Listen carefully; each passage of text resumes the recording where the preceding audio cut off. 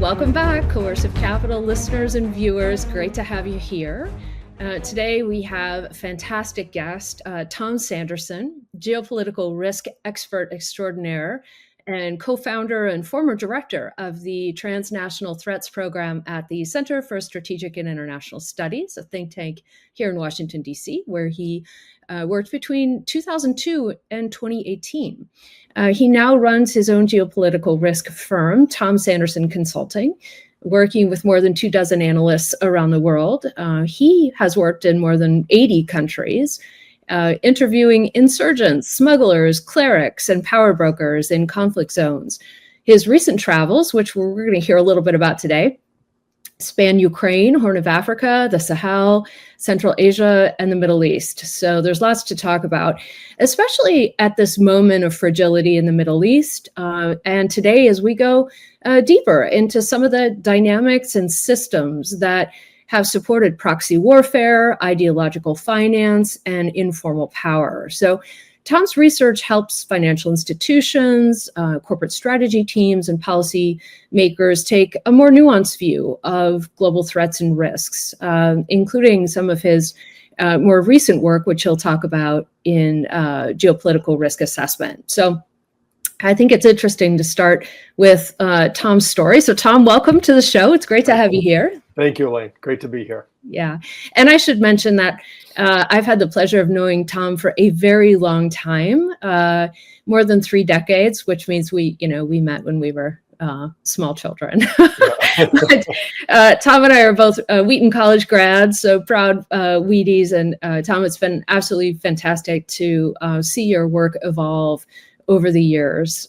So congratulations on everything that you've done. But thank you. Likewise. Thank you. Thank you. So let's talk about how you got to where you are. You really started in the counterterrorism space, all of your foundational work at CSIS, the 80 countries that you've been exposed to now. How'd you get into this space? Well, the earliest stage that I got into this was at a very young age, actually 13, going back to just before we met at Wheaton. And that was when the Soviet Union shot down a Korean airliner 747 that strayed over its airspace in the summer of '83. And just a few weeks after that, 241 US Marines were killed in Beirut in that terrorist bombing of their barracks. And those two incidents just opened my eyes to this world of threat actors and geopolitical friction and confrontation in the Cold War. And I never looked back. I chose Wheaton because it had an international relations major.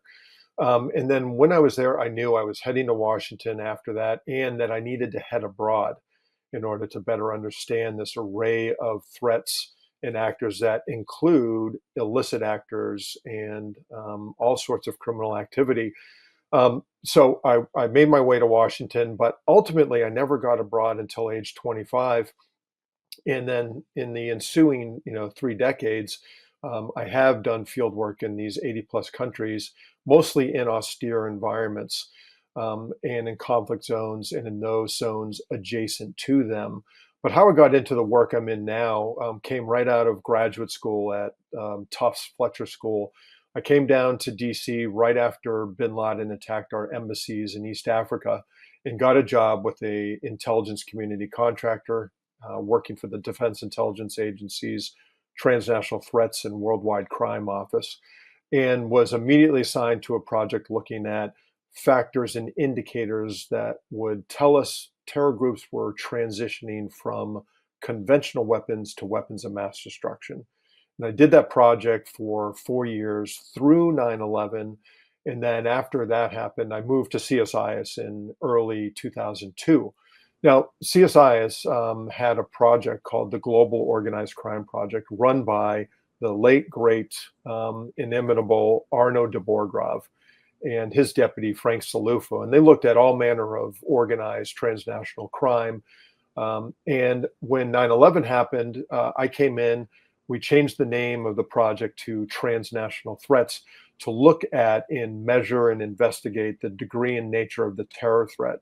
But importantly, always including the criminal network. So we looked at the nexus of organized crime and terrorism, essentially how terror groups fund themselves. So that's 2002. And for the next 16 years, I conducted field work in scores of countries, 2,000 interviews across the spectrum of sources, as you mentioned, insurgents, terrorists, intelligence officers, clergy, refugees, academics, chiefs of station, diplomats, and all with the goal of getting an on the ground perspective on the nature of the terror threats, and then bring that information back, put it into briefings across the intelligence community, across the diplomatic community, on Capitol Hill through testimonials or direct briefings with committees, into the media and into the general public through the hundreds of events we did at CSIS just from our program alone. What those 16 years of doing counterterrorism research in the field also brought me was geopolitical risk perspective. So when I was doing that work, I wasn't only talking to terrorists or counter-terrorist forces. I was talking to government officials. I was talking to bankers. I was talking to NGOs. I was talking to everyone involved in the nature of geopolitics. And that enabled me to build the consulting practice part-time through those 16 years. I also began 18 years of teaching at the National Security Agency while I was at CSIS and then beyond CSIS, where I did about 75 three-day classes on terrorism, China's People's Liberation Army, and then generally global threats and trends, around which I formed a presentation that today is my main consulting presentation product called Global Disruptive Forces. So that's how I got into it. And now I cover just a wide array of threat actors and conditions around the globe. As you mentioned, Africa, Sahel, Horn of Africa. I was in Somalia a year ago in Mogadishu. Russia, Ukraine. I've been to Ukraine 7 times since the latest invasion. China, Taiwan, to look at China's threat to Taiwan. All over the stands, Afghanistan, Tajikistan, Kyrgyzstan, Kazakhstan, and then a heavy focus on the Middle East and North Africa in particular, Persian, Arabian Gulf, and then North Africa. And throughout this environment, what I have clearly seen is that the wheels of geopolitical conflict and of regional conflict are greased with illicit activity that really makes things happen and obviously in a very negative way. Absolutely. So I want to build on that because, a lot of our listener base comes from the banking and finance community, and they're struggling with issues around due diligence, particularly at the country level, probably at the regional level. So over the years, has your view changed in terms of what due diligence demands in fragile states? And are there any aspects of due diligence that you think are particularly important for organizations to understand right now based on some of your more recent field work? Sure. I'll be fair and talk about one thing that I think I have learned in all of those years that is something I do and do well, and then something that I don't do, but I am able to accomplish through partner institutions. So the number one thing is being on the ground and getting perspective at the granular level by engaging a full spectrum of actors. It's what I did for 16 years at CSIS. It's what I've done for the last 7 or 8 years running my own firm. And it is getting on the ground and talking to those people and hearing what they have to say. And all of those multiple perspectives allow you to check the information that everyone's giving you. So it's not just 20 NGOs, it's not just 20 intelligence officers or 20 clerics. It's 2 of each across, maybe 10 categories of people. So number one is field work, getting on the ground, and then maintaining networks that you met on the ground, your fixer, the people you talk to, other friends that are traveling to these areas to refresh that contact. Just a couple of days ago, I did a keynote for a project looking at threats across the Sahel, the coups, the outside actors, Russia and China, and then the terror organizations, the Al Qaeda and IS, Islamic State affiliates that are there. How did I refresh my knowledge on the Sahel? Not only through my team and the desktop research they did, but I called all of the fixers that I had in Mali, Niger, Burkina Faso, Senegal, and I talked to them this past week and said, what have you seen since the coup leaders have taken over? Are the Russians holding back on delivering armored vehicles and ammunition because of what's happening in Ukraine? How are people reacting to the narrative and messaging from JNIM and ISSP, the terror groups that are most active in this region, which, by the way, I'll tell you, that region accounts for 51% of all terror deaths in 2024. But Yeah, that to is the very main point, yeah, yeah, which is an extraordinary number. But yeah. to your point is, I just went to the people that I built up over the years as my network, and they were ready right away to provide me with 30 to 60 minutes of perspective on everything they were seeing. And then they sent me footage, they gave me their own perspective, and then they connected me to other people. And that in the span of 48 hours, I had an incredibly accelerated, up to date perspective on those three main areas of threats and instability in the Sahel. So that's number one, on the ground knowledge, yourself and your context. Number two, it is so clear that information on threat actors, be these states or individuals that are being hired into companies who are stealing intellectual property or people moving money and goods illicitly, you have to have access to massive amounts of data and records. So I now partner with two companies that have access to this data.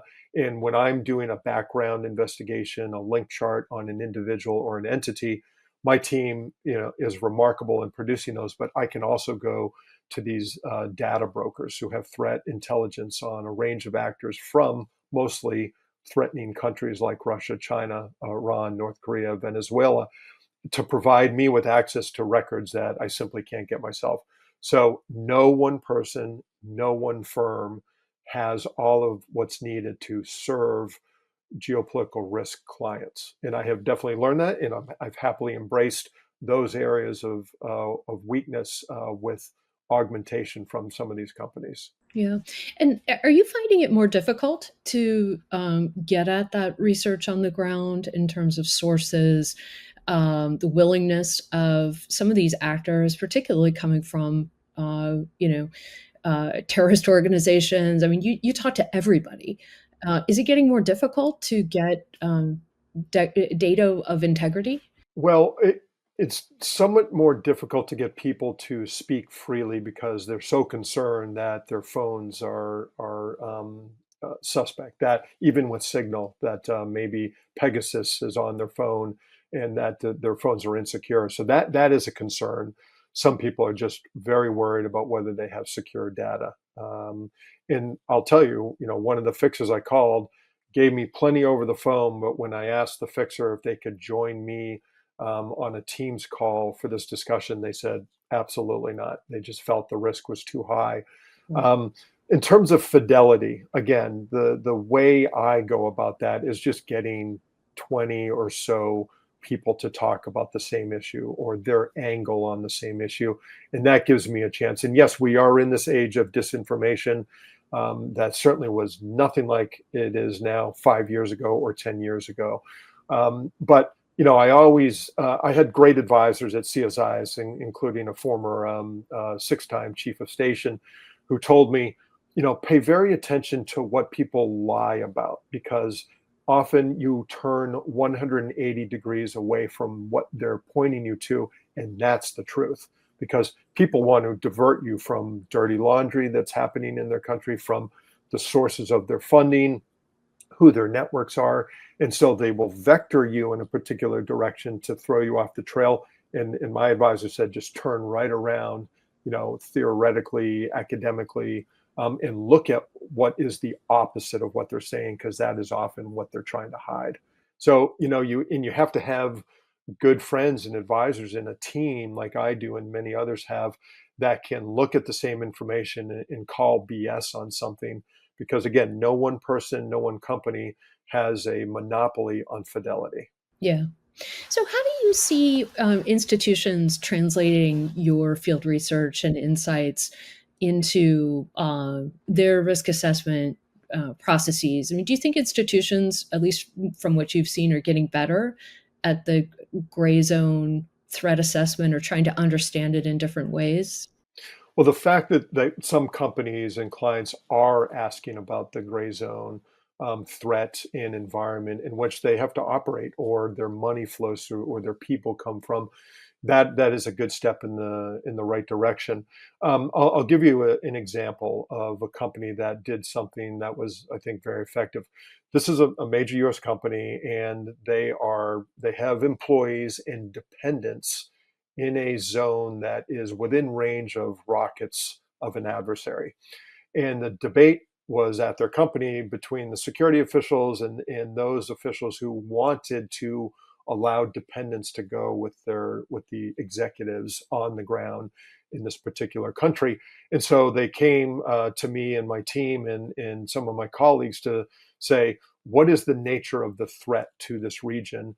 And we came back to them and said, your company compounds are within range of this group, and the group's inclinations seem to be that by pressuring your company or the private sector is a way to weaken the host country. So we recommended no dependence with them. Within 3 weeks, rockets struck the city where that company's compound was. I don't know, I can't remember if the compound itself was hit, I don't think, but close enough to make the company realize that their decision not to allow dependents to go there was critical.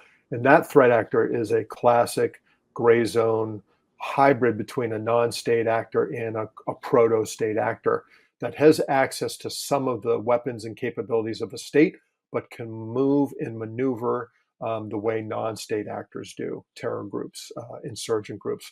So they're a very tough nut to crack. And the better move here was to just stay out of range of the group. Yeah.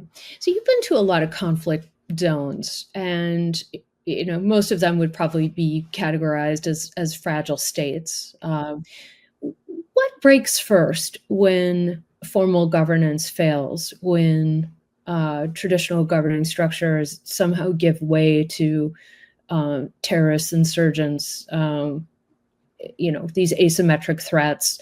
What have you seen goes first? Are there signs?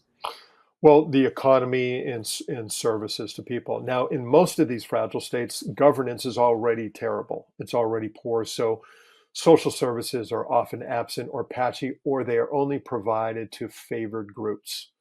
So when there's a breakdown even to provision of services to favored groups, be it an ethnic or religious or racial group, then you're starting to see indicators that things are getting worse. But the economy, I'll give you an example. I interviewed a former cabinet minister from Tunisia under the government of Ben Ali. So this was a field visit. I interviewed the family in a Tunisian city that had 2 of their 4 sons join militant groups in Libya and in Iraq. And I was talking to this minister, and the minister readily acknowledged, he said, look, our concentration of wealth under the Ben Ali regime distorted the legitimate economy. And that pushed young men into the arms of transnational crime and militant actors. Full up recognition that by hoarding the nation's wealth, by distorting the private sector, by giving handouts to only favored groups, that created a massive population of marginalized men and women, boys and girls, actually. And to provide any ability to get married, to have dignity, respect, a future, a motorcycle, money for healthcare, these people had to go into cross-border activity that was criminal or militant in nature. And, would this minister have acknowledged that while he was in power? Of course not, because he was enjoying the fruits of corruption. But once he was out and free to speak about this, he was completely candid with me and said, we know that the only options we opened up for the marginalized and displaced in our country was criminal activity. So I'm curious about, you mentioned the Sahel and having spent some time there. Are there signals coming out of that region in particular that we need to be thinking about? There's such distress there, and so much problematic activity, military activity, illicit the illicit economy, which is flourishing in that space and has been for a long time. What are some things that we need to be thinking about in terms of risk coming out of the Sahel? There are several risks in the Sahel, red flags, whatever it is you want to call them, and they include the following: coups, military coups that have taken over poorly performing, democratically elected, but corrupt governments in Mali, Niger, in Burkina Faso. So now you have military leadership in these countries. And they threw out these governments. They executed coups because they felt that those governments were not countering the terror threat effectively, and the military was suffering from that.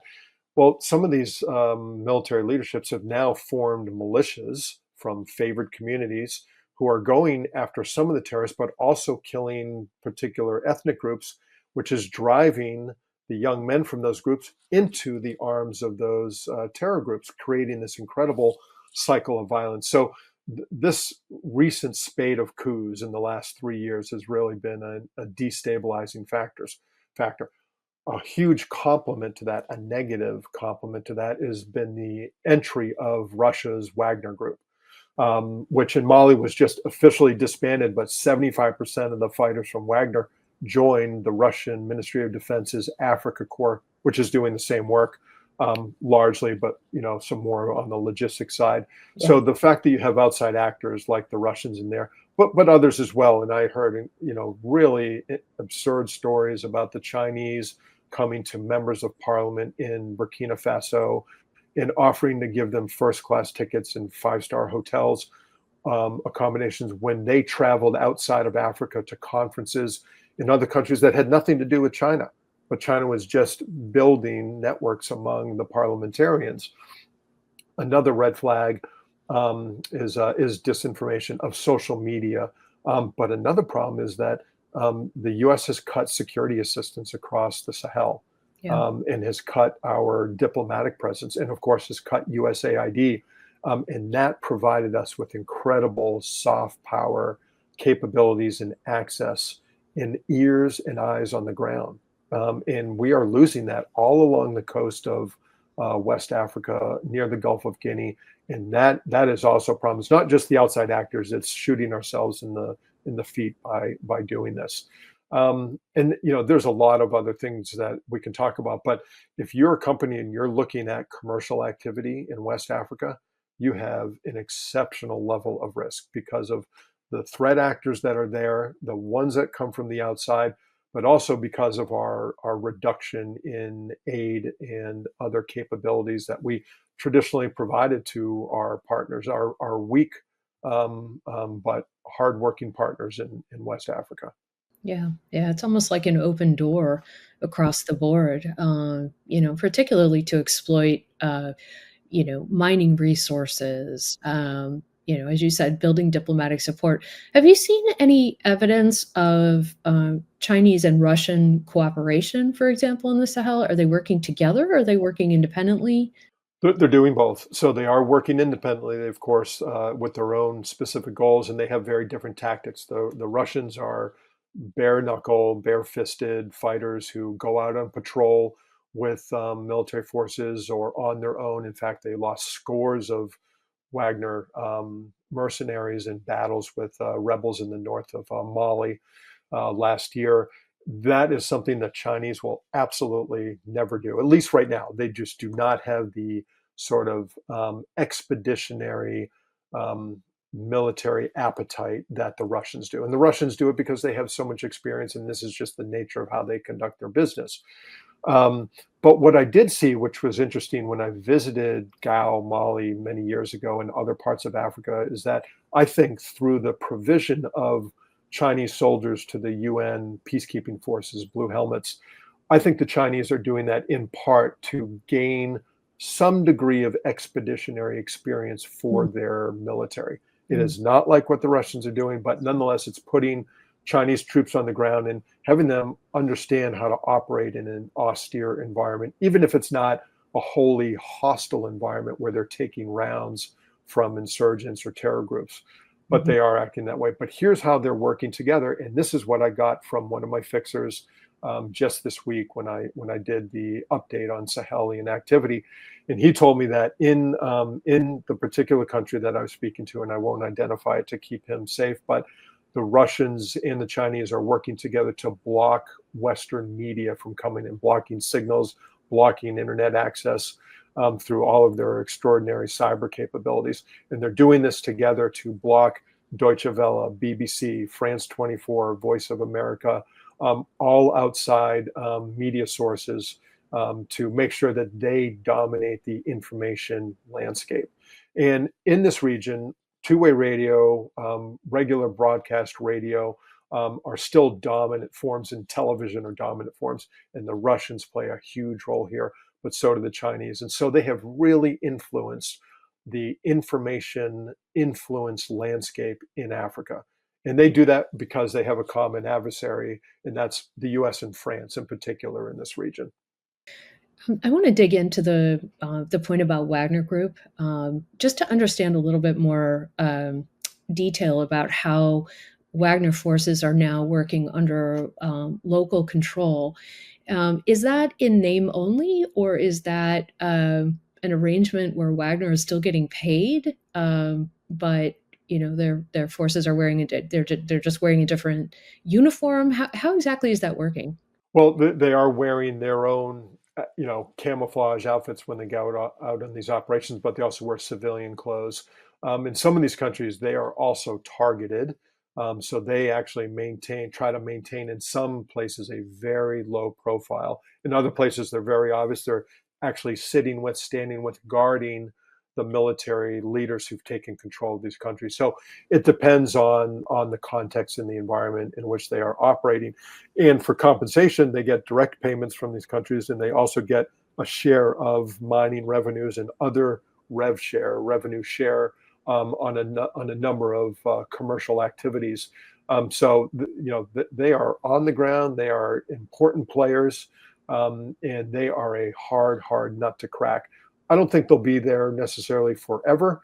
The Chinese are definitely longer term partners for West Africa than the Russians are. But right now, the Russians have this positive aura in the minds of many in the global South, and that includes the Sahel, where they're countering the classic, colonial actors of yesteryear, who they still, see as colonial actors today.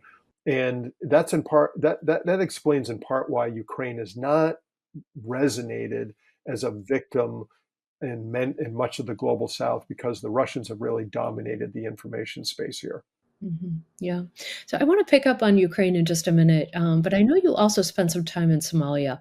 So I'd be really interested for your your top line takeaways from what's going on the other side of Africa. Sure. Somalia is an incredible place, incredibly dangerous, incredibly beautiful, incredibly talented people there. The longest coastline in all of Africa, Somalia has, and it has such an incredibly strategic position where it is at the Horn of Africa. So I went there last year. I spent 5 days at the airport compound. It is incredibly insecure. My fixer, again, the value of the fixer is indisputable. And my fixer said, look, we can go into the city, but everyone knows you're already here. There's not that many visitors there. People know who's coming into the airport. People report very quickly that there are so many people on the payroll of Al-Shabaab, including people in law enforcement, in the military, at the airports. So they know who's coming and going into the country, into Mogadishu. So I went there to look at what is the degree and nature of the Al-Shabaab threat on all different levels, and who are the problematic outside actors who are doing business in the Horn of Africa and East Africa generally, who are doing good and bad things. And so, while I was there, I learned, of course, that number one, that the government is just not able to deliver, economic development and security for the country. And Al-Shabaab controls those areas. It has long had a really impressive taxation scheme, dominating the sugar trade, dominating the charcoal trade to the Persian Gulf, dominating all sorts of businesses where they are in controlling the telecom towers that are in their territory that are needed for telecom services throughout the country. So they have a lock on those areas, and the areas that are under government control just do not feel secure, according to the 25 plus people that I met while I was there.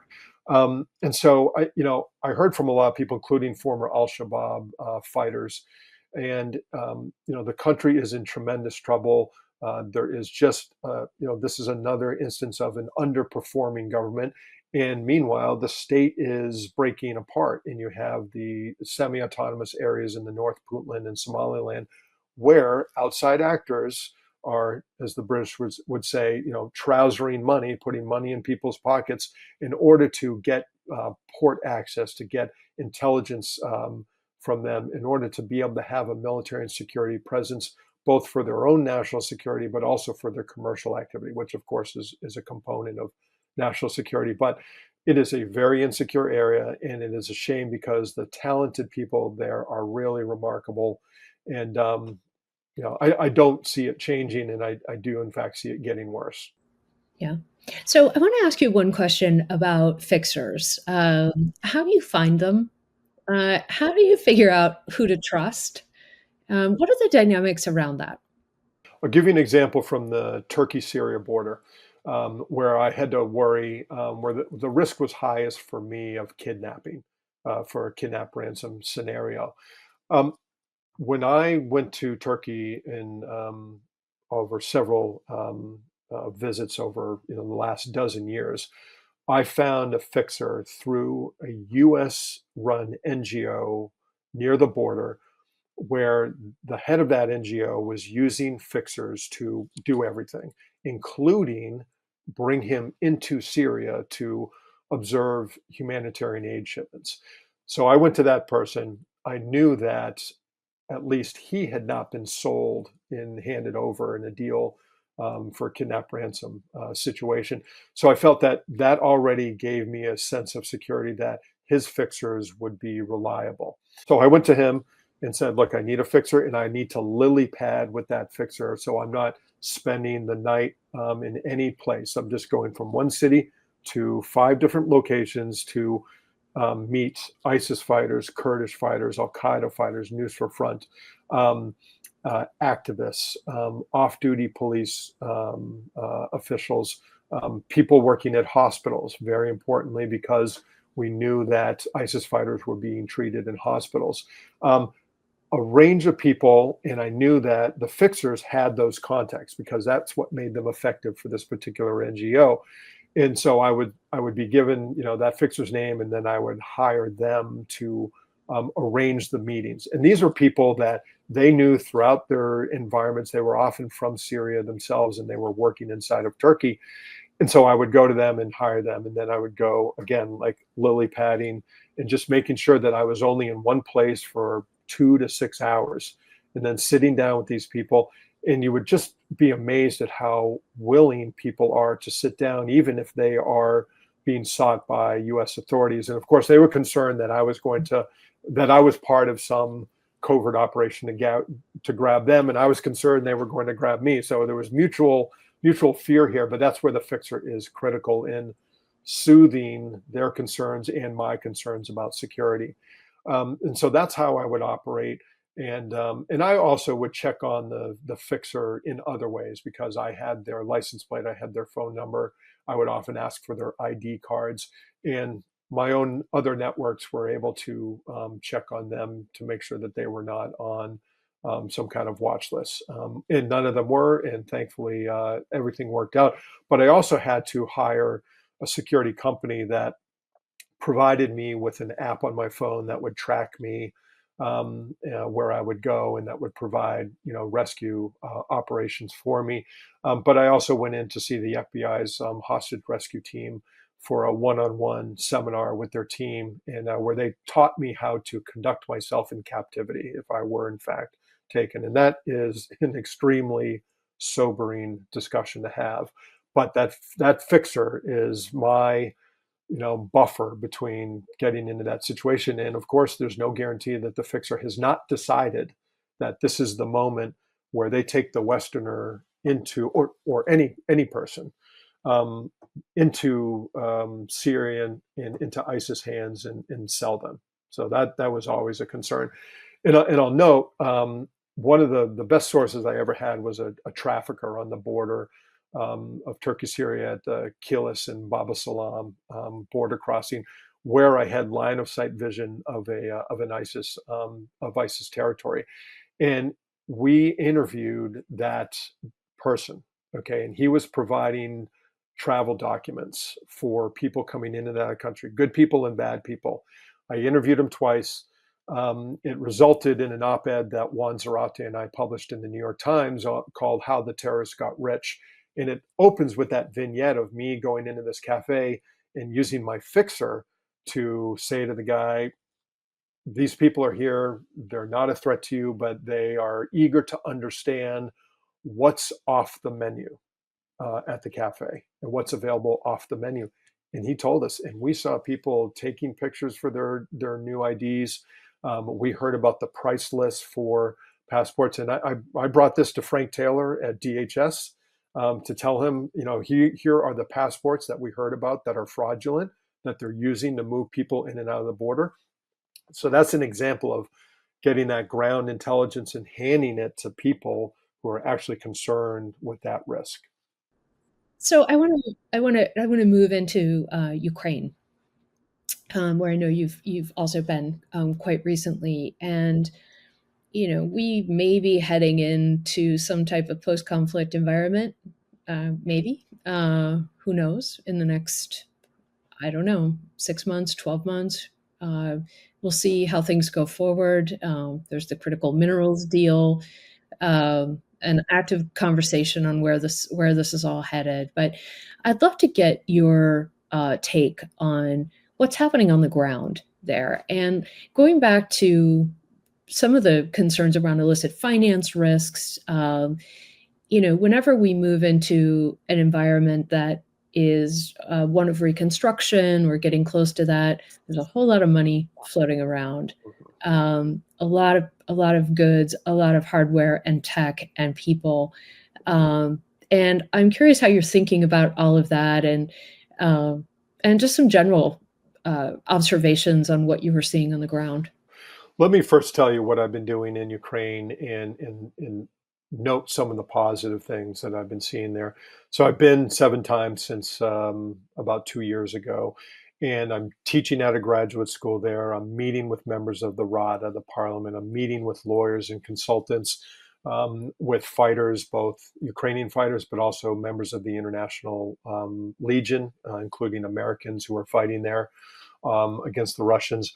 And so I'm seeing this indomitable spirit among those that are defending Ukraine. You and I both know people who've worked full time and gotten their master's degree at night. I think you did that for your program at Georgetown.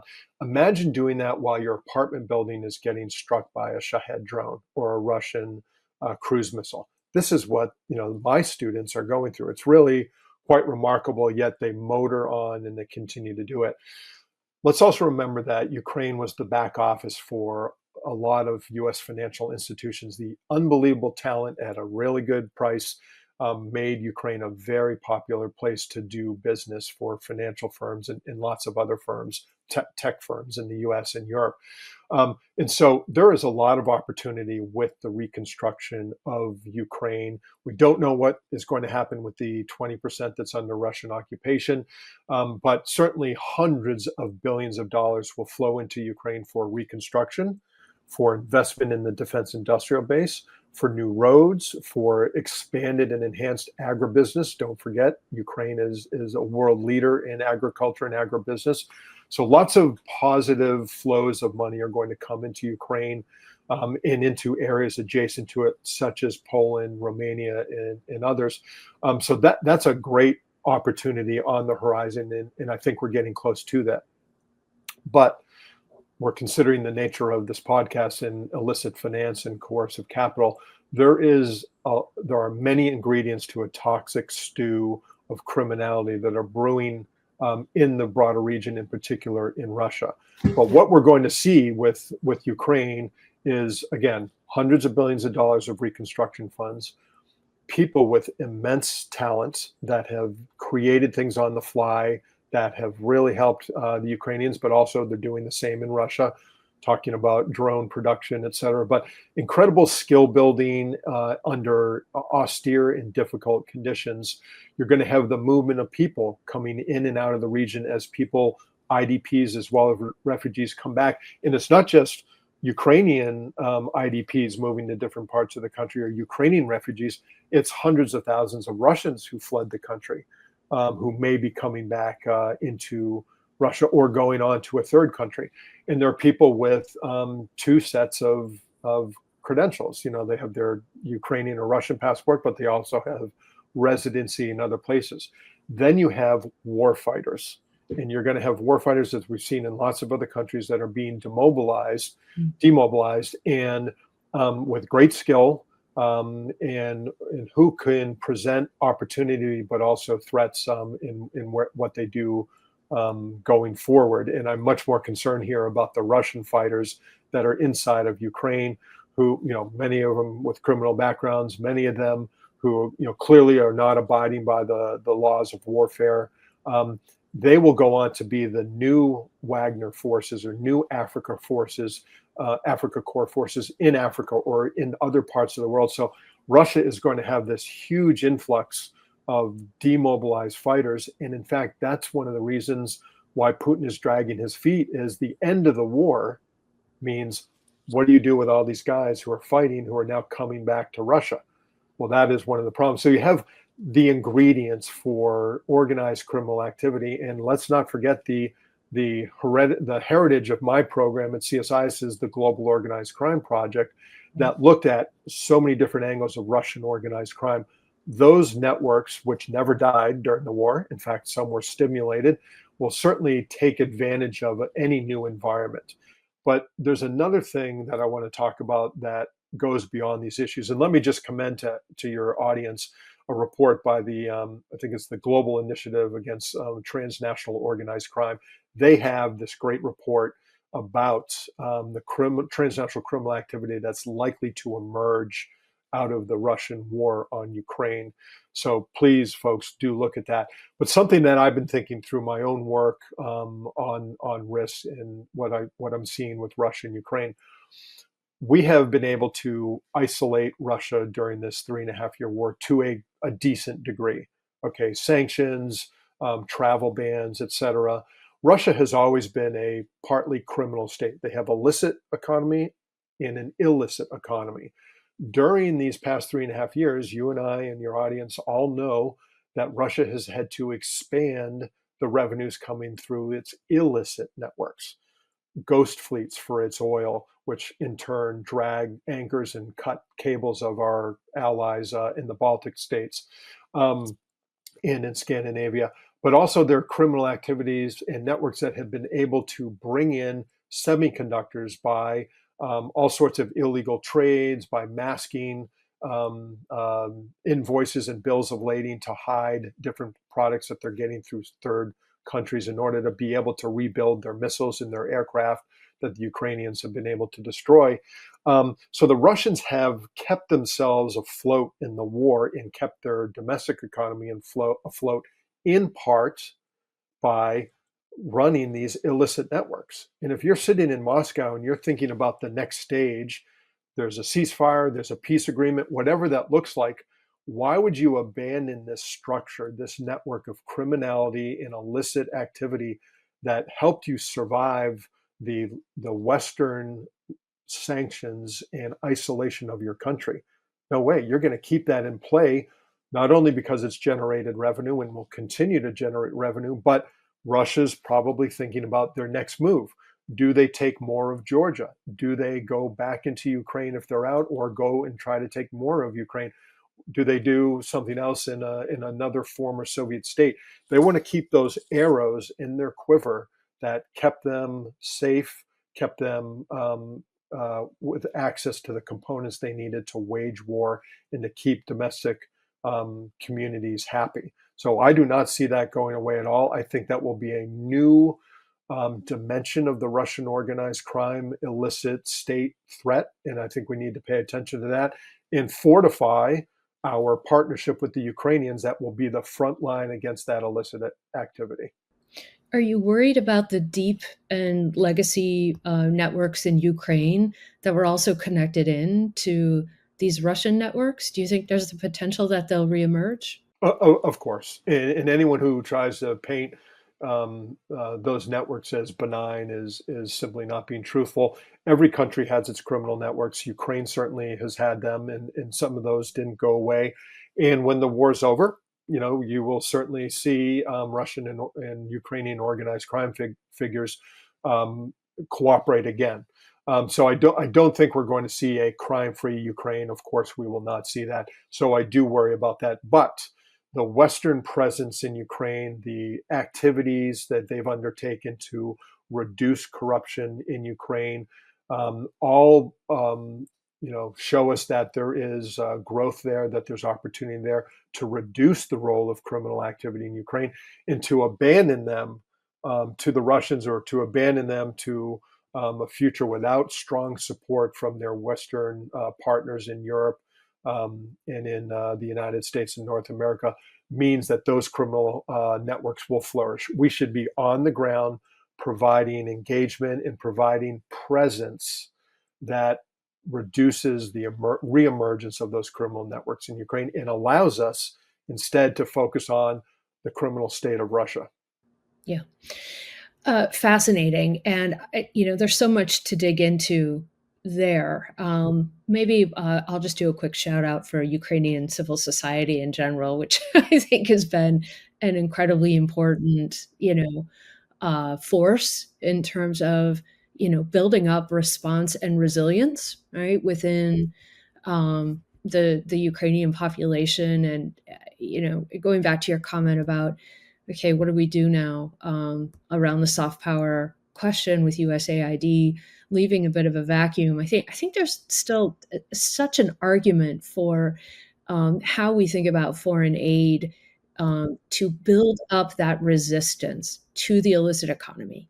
And I think that that's something we really need to consider going forward. And, I wouldn't be surprised if we also see this deepening of ties between Russian illicit financial networks and criminal organizations and Chinese networks. No doubt those connections are already there, but as we think about the axis of aggressors and how the connectivity across economies and political actors and black markets, continue to grow, I think you're right. We're facing another order of magnitude of challenge. Absolutely, Elaine. And again, this axis of aggressors, these states have been able to fortify one another. They don't always act in unison, and they have their own interests. And China is much more tied to the global economy than Russia, North Korea, and Iran. So they have much more to lose. But nonetheless, they have something to gain by attenuating the reach of the United States and our NATO allies. So I'm certain that they're cooperating on criminal activities, and that will expand in the future. But I do want to go back to your point about the resilience of civil society in Ukraine. I've traveled all across the country, to Kharkiv in the east, to Odessa in the south, to Lviv in the west, and all around Kyiv in the center. This population is incredibly strong, resilient, proud, capable, and eager for partnership with the United States and with Europe. I just came from a meeting with the Polish embassy and talking about their perspective on Ukraine. We have incredible partners in Poland, in Finland, in the Baltic states, in Romania, to help us, fortify Ukraine so that they are not a victim of Russian aggression again. And on top of that, are a huge contributor to the global economy and to the global talent base. And I'll just point out one example of an individual, a Supreme Court justice that I know, and I've published about him. The Wall Street Journal has published about him. He's a Supreme Court justice who, among many other justices in the country, they operate World War II era Maxim machine guns on the rooftops of Ukrainian buildings that try to shoot down Iranian Shahed drones that fly into the city. They are Supreme Court justices by day, and then they have formed a local militia, essentially, that goes onto these rooftops, and they get information from the national defenses that a drone is coming in from a particular angle, and they get on these machine guns. And I have put my hands on these guns, seen what they do, look at the cots that they sleep on at the top of these buildings overnight during these 400 and 500 missile and drone attacks by the Russians. And I mean 400 to 500 a night coming in from the Russian side. And this is a Supreme Court justice who's operating a machine gun, trying to shoot down a Shahed drone. It is really remarkable how we have citizen soldiers in that country that just go from day job to night job. Tom, thanks for those stories and for shining a light on what it means to be resilient. I think there's a lot we can learn from the Ukrainians and should learn, and we should be bringing those stories to more people in this country. I'd like to now turn to Taiwan, where I know you've also been spending some of your brain power and trying to think through some of the risks and what China may or may not do in the near future. So curious about your thoughts on the Taiwan challenge. And then maybe as a final question, are there regions of the world that really haven't been on the radar for U.S. policymakers that you think we need to bring to the fore?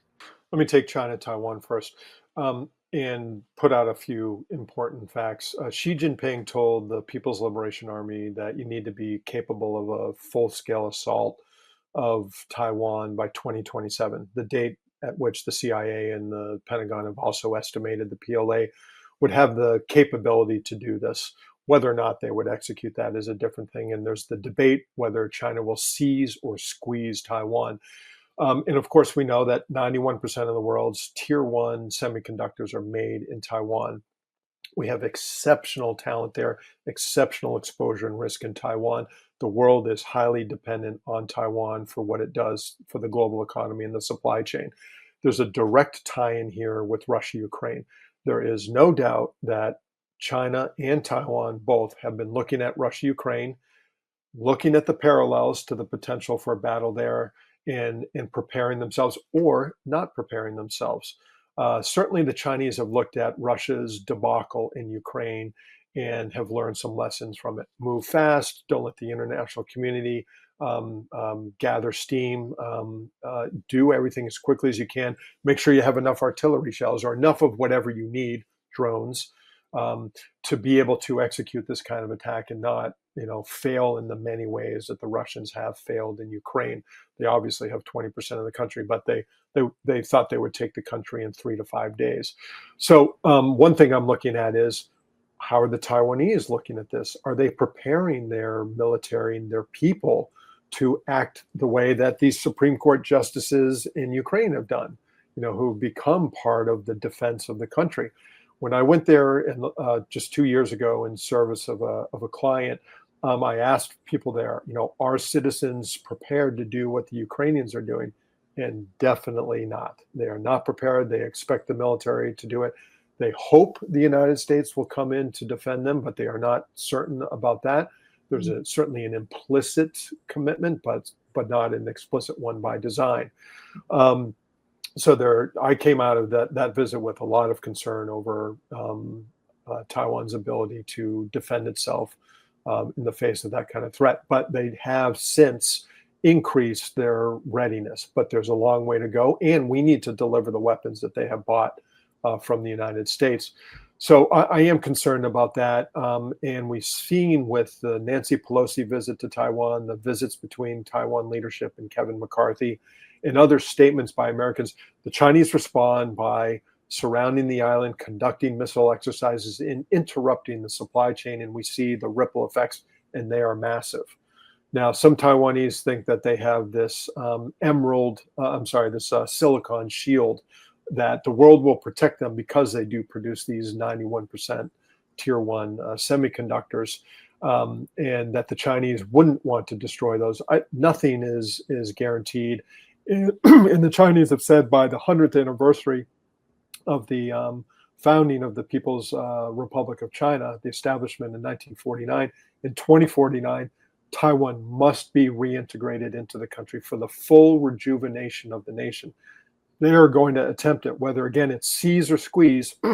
They are going to try this. So that's of great concern to me. So maybe on to our final question, Tom. Is there a region that you think policymakers need to be spending more time thinking about, where maybe the risks are underrepresented or not well understood, or maybe even not politically palatable right now, but where you see some clear warning signs? There's a long list to choose from. I do think that policymakers, the intelligence community, and others are aware of the wide array of risk. It's whether we're actually putting resources against them. So Mhm. I wouldn't say there's any great surprise out there that could hit us, though there's always the potential for a technological surprise. But in terms of a region, we understand that so many areas are susceptible to these pressures. We definitely have to look at what climate change is doing to prompt emergencies and conflict and risk. And you don't have to agree or on what causes climate change. You just have to recognize that it is underway, that it is forcing people to move, it is generating hardships, and we have to look at areas that are going to be especially hard hit by climate change that will push people into different areas, cause conflicts, etc. Let me bring us back to the Sahel region. As ISIS and Al Qaeda, JNIM and ISSP move southward into Togo, Benin, and Cote d'Ivoire, they're getting closer to the coastline. This would give them greater access to other parts of the continent, and just their ability to demonstrate that they are at the vanguard of these worldwide movements would give them a sense of empowerment and maybe move on to impact areas that are of great interest to the United States, whether that's critical minerals concentrations in Africa, or hitting embassies, or going again to the Red Sea where the Houthis are making a big impact. So the Sahel is out of control. I mean, it is remarkable how unstable that area is becoming and increasing just this week.